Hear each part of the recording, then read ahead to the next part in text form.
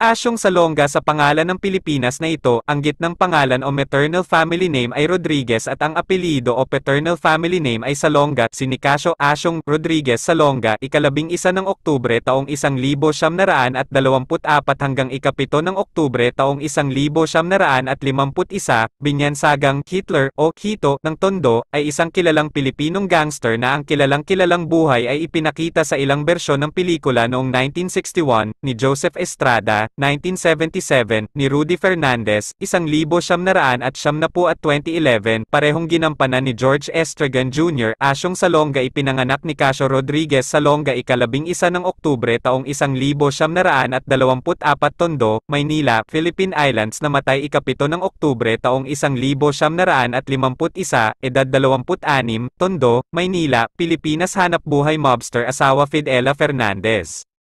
Kasaysayan. Si Asyong ay